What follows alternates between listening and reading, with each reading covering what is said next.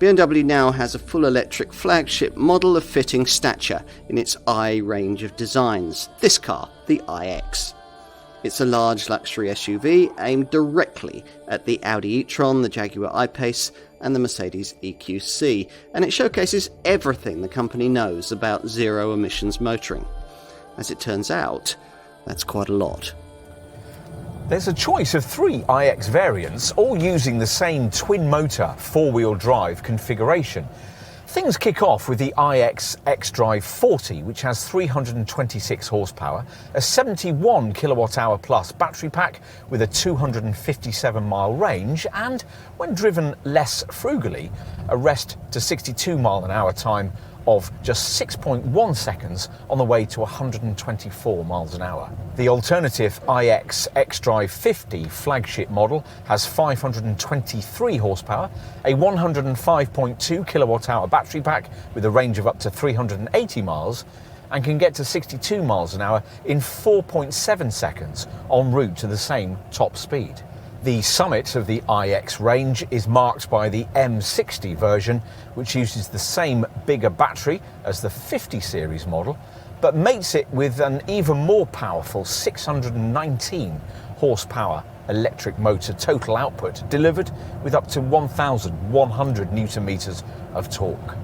The range reading, 357 miles, is still acceptable, and 62 miles an hour flashes by in just 3.8 seconds on the way to an electronically limited maximum of 155 miles an hour. Across the iX range, BMW wants to set a fresh handling standard for large luxury EV crossovers in this class. So great efforts have been made to trim weight from the aluminium-intensive chassis, which isn't completely bespoke for EV use, but has a unique carbon cage mounted upon it for the main body structure. The ride quality on offer from the 5-link rear axle is difficult to better in the class, even with the base xDrive 40 model's standard passive lift-related damping system. Ideally, you'd want BMW's 2-axle air suspension setup, optional on the 40, but standard on the 50 and 60 models, which comes with electronically controlled dampers and is mated to active rear-wheel steering. On the move, the driver can choose high, moderate or low brake energy regeneration settings, or leave the system to do its own thing in adaptive mode. There are 3 My Mode drive settings: personal, sport and efficient, and there's an iconic Sounds Electric artificial EV soundtrack, though we think after trying it you'll prefer to turn that off and savour this BMW's astonishing refinement. It even handles quite a lot like a BMW should, the stiff chassis admirably resisting body lean, and the electromechanical steering providing accurate feedback. Hooked up to a DC rapid public charger, 10 to 80% battery replenishment takes between 31 and 34 minutes. The 50 and 60 models aided by the ability to DC charge at rates of up to 195 kilowatts. With a typical 7.4 kilowatt AC garage wall box, you're looking at 11.5 hours to charge the xDrive 40 to full from empty. It'd be 16 hours 45 minutes for the xDrive 50 or the M60. By and large, BMW doesn't do beautiful, but it is very much a specialist in striking, and this iX is certainly that. It's certainly big, just under 5 metres long, around 2 metres wide and a fraction under 1.7 metres high. About the same size, in other words, as the company's X5, which BMW claims shares nothing with this car. Like the old i3, there are carbon fibre cores for the windscreen pillars and cant rails, and aluminium honeycomb door sills too. Plus, in this case, carbon fibre reinforced plastic for the roof, all of it intended to allow this car to tip the scales somewhere near the class norm point of around 2.2 tonnes. Inevitably, though, the iX gets nowhere near that benchmark. Think nearly 2.6 tonnes, 650 kilos of which is accounted for by the lithium-ion battery pack. One day, historians will be shocked that EVs were ever like this. For right now, though, shock is exactly what unsuspecting fast-lane dawdlers will feel when they suddenly find this huge kidney grille bearing down upon them at warp speed. And in profile, well, the shape may appear a touch ungainly, but it's undeniably aerodynamic with a sleek drag coefficient of just 0.25 CD.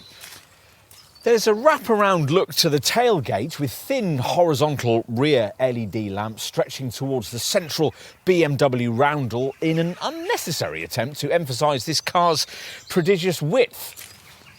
Time to take a look inside. According to its maker, this car was designed from the inside out, the focus being on what the Bavarian brand calls its lighthouse interior. It's certainly light, especially with this Sky Lounge panoramic roof fitted, and it's certainly not like any BMW you'll ever previously have experienced. There's so much to take in.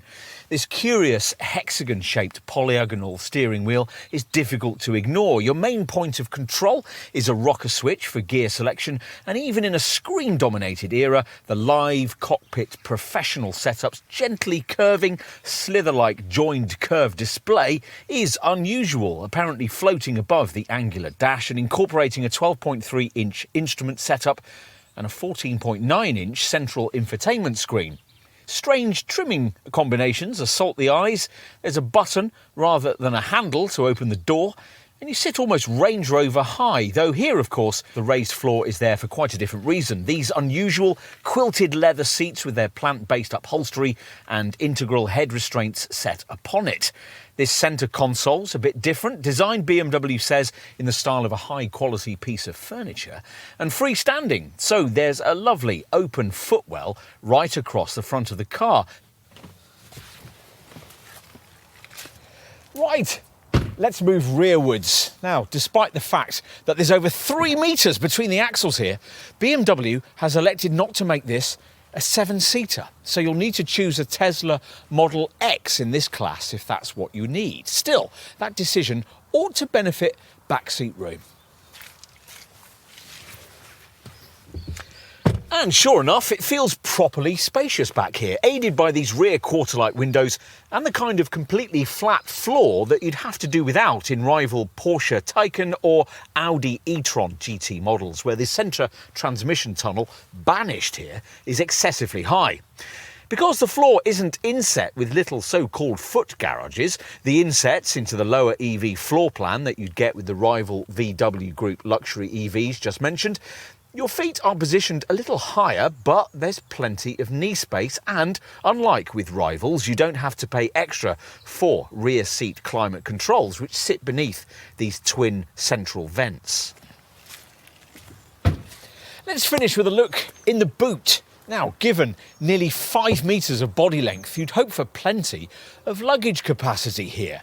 Actually, the powered tailgate with its 2-piece parcel shelf rises to reveal a 500-litre space. Not bad, might be your initial thought, until you check rival stats and realise that this is pretty much the same as you get from a Jaguar I-Pace or a Mercedes EQC, and they're both significantly smaller SUVs. If you need more space, then activating these cargo sidewall catches flattens the main part of the rear bench. There are also little buttons just inside the rear doors that do the same thing, and that frees up 1,750 litres of space. The game moves on quickly at the top of the EV segment. Here at a stroke is what the next generation of cars in this class will feel like, which is an impressive achievement given that BMW still hasn't quite managed to create the kind of completely bespoke EV platform that a car like this ideally needs. For all that, though, there's so much here that's incredibly intriguing if you can bring yourself to like the divisive way this car looks. The dramatic cabin feels like a real step into the future, with enough of a quality feel to justify the prodigious pricing. To drive, there's plenty of the brand's DNA, the iX setting new class standards and excelling in terms of refinement and the cleverness of its adaptive brake energy recuperation system.